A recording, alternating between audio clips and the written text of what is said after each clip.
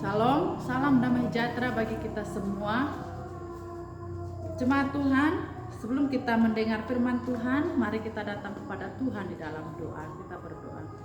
Bapa di surga, pada saat ini kami datang di hadirat-Mu. Kami berdoa bersyukur karena kasih dan karunia Tuhan dalam hidup kami. Sungguh hati kami bersyukur kepada Tuhan karena pada kesempatan ini Tuhan kami mau belajar dari kebenaran firman-Mu. Oleh sebab itu Tuhan, kiranya Engkau pakai hamba-Mu untuk menjadi saluran berkat bagi setiap umat-Mu Tuhan. Terpuji nama Tuhan, kami siap untuk belajar kebenaran firman Tuhan. Haleluya. Amin. Jemaat Tuhan yang membawa Alkitabnya, mari sama-sama kita membuka firman Tuhan yang saya ambil dari 1 Timotius pasal 6 ayatnya yang ke-10.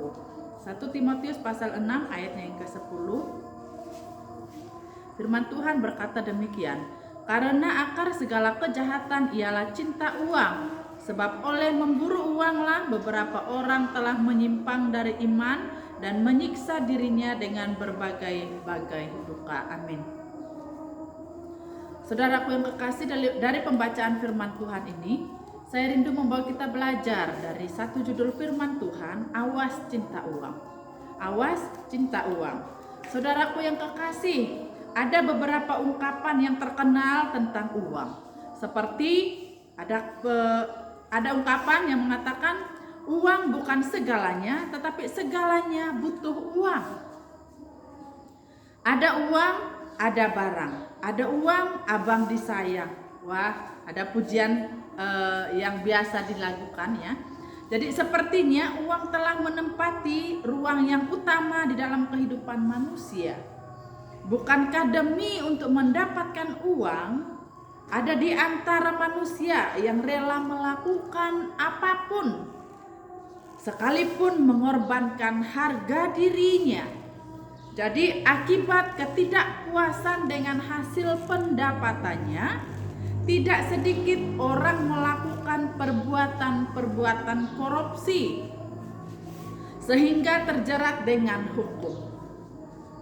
Itulah sekilas sisi gelap mengapa Rasul Paulus juga jauh sebelumnya memberikan awasan tentang akibat hidup cinta uang. Sehingga Paulus menyatakan bahwa cinta akan uang adalah akar dari segala kejahatan.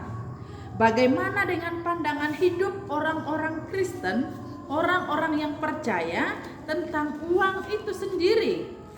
Akan terlihat di dalam pola hidupnya.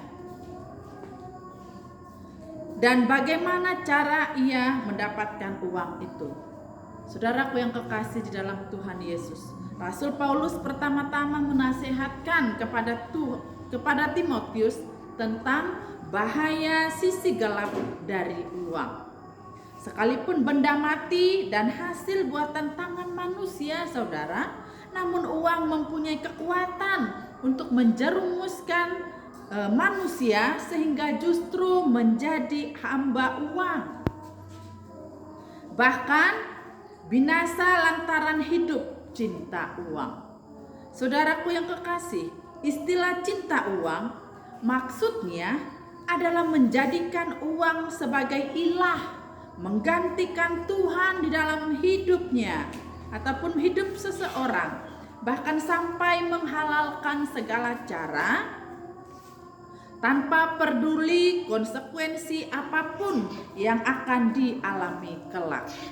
Jadi Rasul Paulus menasihati orang-orang percaya juga melalui nats ayat firman Tuhan tersebut agar mawas diri dan jangan sampai terjerat oleh daya tarik uang sehingga binasa karena dosa korupsi akibat tidak mengindahkan awasan firman Tuhan. Saudaraku yang kekasih di dalam Tuhan Yesus Kristus, salah satu bukti orang yang cinta akan uang adalah dia tidak pernah puas dengan hasil pendapatannya. Jika ia bekerja pada suatu instansi, maka ia tergoda untuk melakukan berbagai modus korupsi demi memuaskan dirinya ataupun demi memuaskan ketidakpuasan dirinya dari hasil yang telah ditentukan menjadi hak bagi dirinya. Hati-hati saudaraku yang kekasih di dalam Tuhan Yesus Kristus. Berdasarkan modus korupsi yang terungkap selama ini, bisa melalui cara menggelembungkan anggaran, gratifikasi, pencucian uang, pengeluaran fiktif, sampai kepada alasan-alasan ataupun dan lain sebagainya. Orang percaya seharusnya menjadi dirinya sebagai teladan di dalam keuangan saudara. Kalaupun penghasilannya tidak seberapa, orang tidak menjadikan hamba uang, tetapi harus bersyukur dan tidak akan terlintas di dalam pikirannya untuk melakukan dosa korupsi. Sebab korupsi itu pada hakikatnya adalah kriminalitas, yakni perbuatan jahat yang melanggar hukum, bahkan hukum Tuhan. Oportunis yaitu mengambil kesempatan di dalam kesempitan, menggunakan jabatan, mendapatkan uang dengan cara yang tidak pantas. Saudaraku yang kekasih, reduksi yaitu modus dengan mengurangi nilai yang sesungguhnya untuk mendapatkan keuntungan dari hasil pengurangan itu. Urakan artinya yaitu perbuatan yang tidak pantas, sebab akan menghancurkan reputasi diri sendiri dan di hadapan Tuhan. Tentu perbuatan tersebut akan menghancurkan, akan membuahkan dosa dan akan mendapatkan murka Tuhan. Saudaraku yang kekasih, ada juga istilah profan, yaitu sifat yang sangat kotor atau perbuatan cemar dan tidak menjadikan dan tidak suci di hadapan Tuhan. Kemudian sinkretisme, artinya perbuatan yang telah menjadikan harta dan uang sebagai ilah modern dalam hidup, bukan lagi berpusat kepada Tuhan, melainkan berpusat kepada uang. Kemudian ada juga kata ifrit, yaitu perbuatan korupsi membuktikan bahwa seseorang yang melakukannya hidup di dalam kendali kuasa gelap, di balik daya tarik uang itu sendiri. Itulah beberapa bahaya korupsi akibat cinta akan uang. Saudaraku yang kekasih di dalam Tuhan Yesus Kristus, orang-orang percaya harus dapat menguasai dirinya atas bahaya masif dari korupsi yang telah membudayakan dewasa ini. Jika tidak, saudara, maka hidupnya akan diperhambakan oleh uang, bukan justru menjadi tuan atas uang.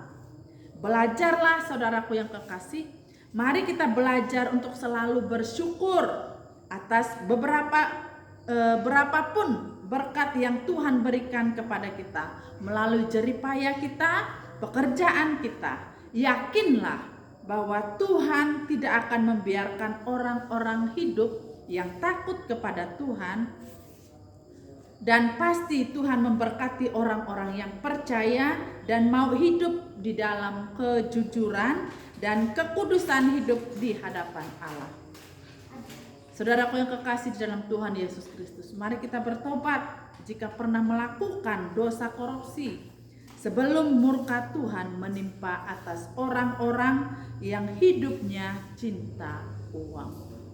Demikian kebenaran firman Tuhan. Biarlah kebenaran firman Tuhan ini memberkati saya dan saudara untuk kita jangan cinta uang, karena Alkitab mengatakan karena cinta uang adalah akar dari segala kejahatan. Kita berdoa. Tuhan Yesus, terima kasih untuk kebenaran firman-Mu. Biarlah kebenaran firman Tuhan sore hari ini boleh memberkati kami, mengingatkan kami, mengawas untuk kami tidak cinta kepada uang, tetapi kami harus bersyukur kepada Tuhan seberapapun berkat yang kami miliki di hadapan-Mu. Terima kasih Tuhan Yesus, di dalam nama-Mu kami bersyukur untuk firman Tuhan ini. Haleluya. Amin.